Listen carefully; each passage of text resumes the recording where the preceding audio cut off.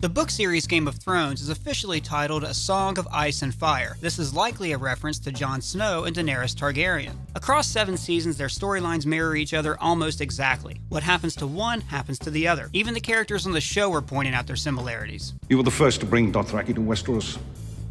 He is the first to make allies of wildlings and Northmen. Many of these events visually parallel each other and began before they were even born. They were both the third child, their mothers died in childbirth, and they were Targaryen refugees hidden from Robert Baratheon. I'll kill every Targaryen I get my hands on. In the first episode, we're introduced to each character alongside their siblings. Daenerys is often abused by her brother, and Jon is hated by Catelyn, Ned Stark's wife. But I mean, you would too if proof of your husband's infidelity lived in your house. That's messed up. In the first episode, they each receive an animal that represents their houses. Daenerys gets dragon eggs, and Jon gets a cute little dire wolf puppy. Later, they each acquire tools to defeat White Walkers, dragons and a Valyrian sword, each time with a member of House Mormont present. The first episode features banquets where both characters feel like outsiders. Daenerys is entering an arranged marriage with Khal Drogo, the first man to make Guy Liner look terrifying, and Jon, being illegitimate, has to stay outside the hall while his family throws a pretty badass party for the king. And soon after, they both leave home, Jon for the Night's Watch and Daenerys to travel with the Dothraki. They form friendships with outcasts from great houses, Samwell Tarly and Jorah Mormont, and they're both mentored by a Mormont. They both become assertive in their social groups, as Jon warns everyone to stay away from Sam, and Daenerys tells her brother, "The next time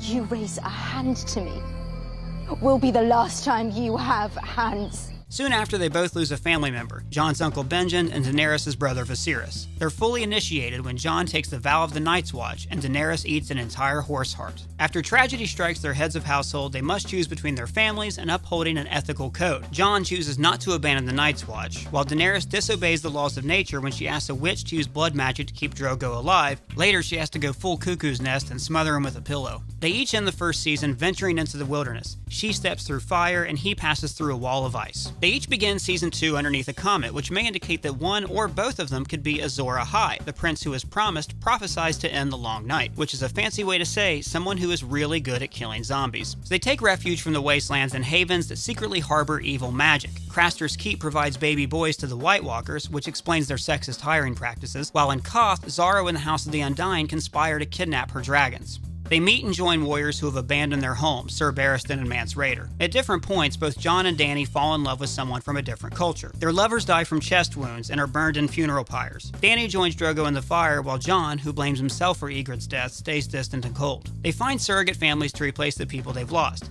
Jon has his brothers of the Night's Watch, and Daenerys is called Mother by the slaves she liberates. They fight battles that place them in leadership positions. Afterwards, they're forced to execute people who don't obey them. They find governing difficult and are forced to make compromises to keep the peace. Jon allies with the wildlings while Daenerys reopens the fighting pits. Both liberate people from hardship. Daenerys frees hundreds of thousands of slaves while Jon gives the wildlings the freedom to go south of the wall. He's the only member of the Night's Watch who calls them by their chosen name, the Free Folk. Doing the right thing causes them to be ousted from power. Temporarily. The Sons of the Harpy chase Daenerys away from Meereen while Jon is assassinated by the Night's Watch. In their absences, their friends work to assure their return. Ed looks for help from the wildlings while Tyrion makes peace with the slavers. Tyrion and Varys ask a Red Priestess to praise Daenerys in the streets, while Davos also recruits a Red Priestess, Melisandre, to raise Jon from the dead. Daenerys and Jon have both passed naked through fire, though his fire resurrection was metaphorical and she literally passed through fire, twice. They both burned down buildings where women were enslaved, Vostoth Rock and Craster's Keep. Aided by cavalry, they regain power with the help of people that they freed from oppression. Afterwards, their opponents' banners fall. At some point, they each experience a spiritual resurrection. Jon is surrounded by people fighting to survive, while Dany is surrounded by people given new life. They both embrace their birthright, as far as they know, when Jon is crowned King of the North and Daenerys sails for Westeros. Afterwards, they form war councils that disagree on tactics. Daenerys maneuvers for the Iron Throne, while Jon fights the White Walkers. Soon they meet with the only other living Targaryen, overcome mutual distrust, and devote themselves to fighting the White Walkers together. After Jon Snow bends the knee, you know the rest. For Screen Crush, I'm Ryan Airy.